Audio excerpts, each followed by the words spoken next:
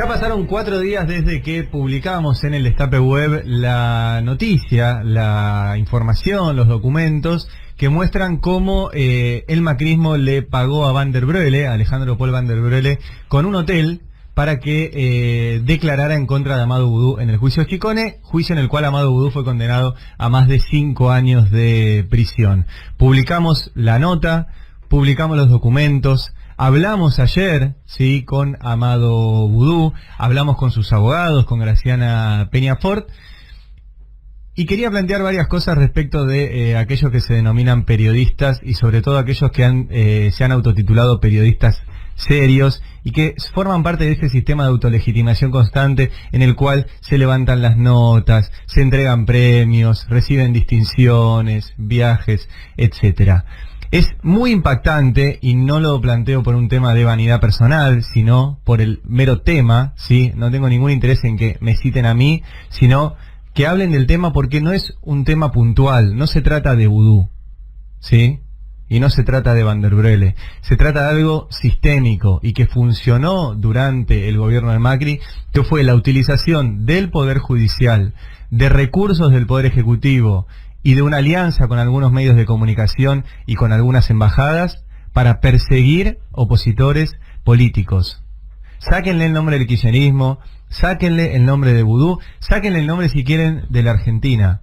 En cualquier país del mundo que se utilicen recursos públicos para adornar a jueces y fiscales, y que esos jueces y fiscales agarren la Constitución, el Código Penal, lo tiren a la basura o le bailen un malambo encima, y detengan opositores políticos, y le avisen a los canales de televisión para que filmen a esos opositores políticos en pijama mientras los detienen, y los mantengan detenidos mientras los jueces están negociando un ascenso, y los condenan mientras negocian ese ascenso, y los condenan en base al testimonio de una persona a la cual el propio gobierno de turno le pagó con un hotel ese testimonio.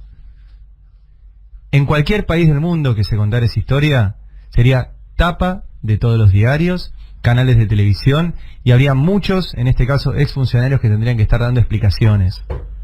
Y eso no sucedió, ¿sí?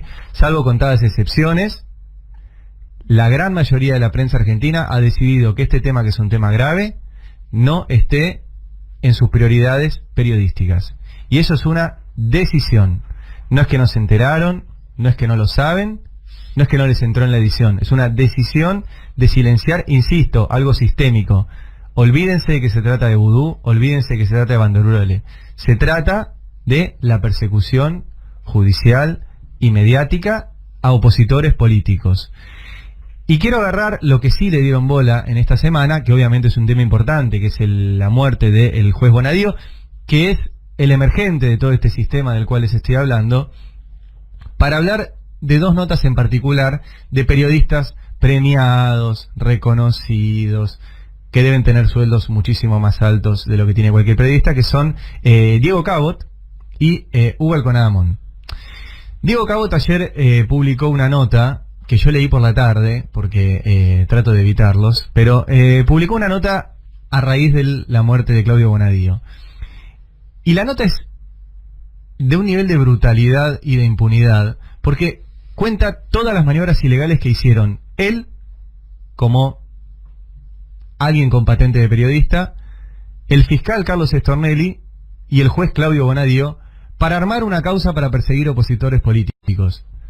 Lo cuenta, lo publica, se lo publica al segundo diario de tirada nacional, que es el diario La Nación, y no pasa nada.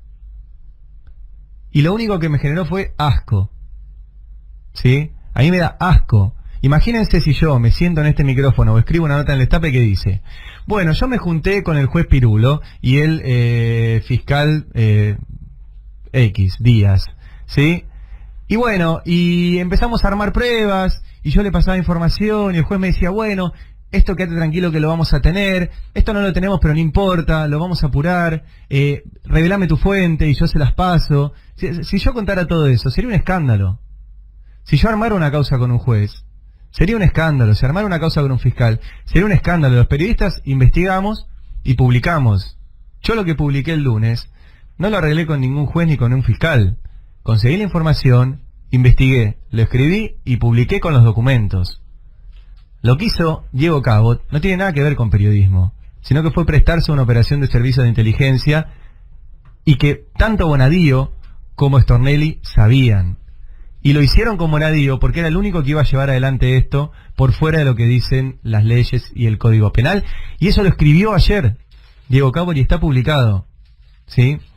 Y el otro caso es el de Hugo Alconadamón, que para muchos es un periodista prestigioso, que ha recibido muchos premios, al cual le creen, ¿sí? Le creen por el simple hecho de que lo diga Alconadamón. Y ahí no les obliga. Yo cuando Horacio Berbisky dice algo le creo.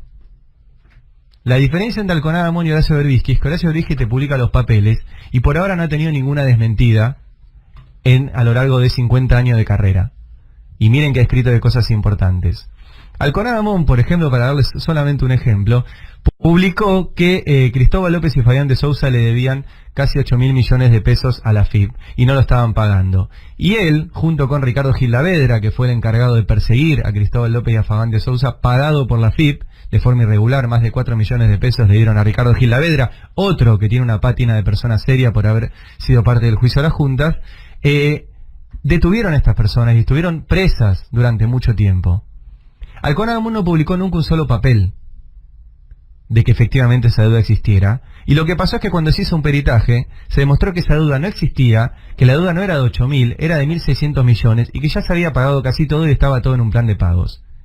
Y cuando Alconadamón tuvo que ir a declarar en el juicio como testigo, quedó patinando porque el abogado Carlos Beraldi le preguntaba de dónde había sacado la información o cómo había llegado a esas conclusiones que había publicado y nunca lo pudo sostener. ¿Sí? La diferencia entre Alconadamón y lo que hacemos nosotros es que nosotros, por ejemplo, en el caso de Banderole, están subidos los documentos. Hagan lo que quieran con eso. Alconadamón nunca te publica un documento de todas las cosas que afirma. Y le creen y le dan entidad porque es parte de ese establishment periodístico. Como parte del establishment periodístico, ayer escribió una nota en el New York Times. Porque los medios también tienen redes de autolegitimación, y en el caso de Estados Unidos, el New York Times funciona como legitimación de lo que acá hace el diario La Nación, y la nota que le explicó a los lectores del New York Times quién era Claudio Bonadío la escribió Hugo Alconadamón. Y en esa nota habla de los claroscuros, de que persiguió al poder, de que se animó, y no menciona, y todos aquellos que hayan leído esa nota no lo saben, que Claudio Bonadío encubrió la investigación por el peor atentado terrorista que tuvo la Argentina, que fue el atentado a la AMIA. O sea, ¿qué clase de periodista serio puede ser alguien que escribe una nota sobre un juez y no menciona que ese juez encubrió durante 5 años la investigación de un atentado terrorista en el cual fueron asesinadas 85 personas?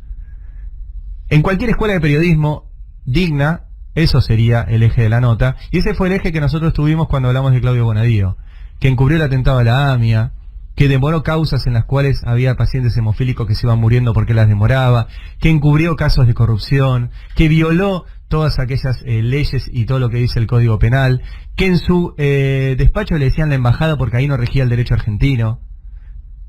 De todo eso se perdieron los lectores de Hugo Alconadamón al leerlo.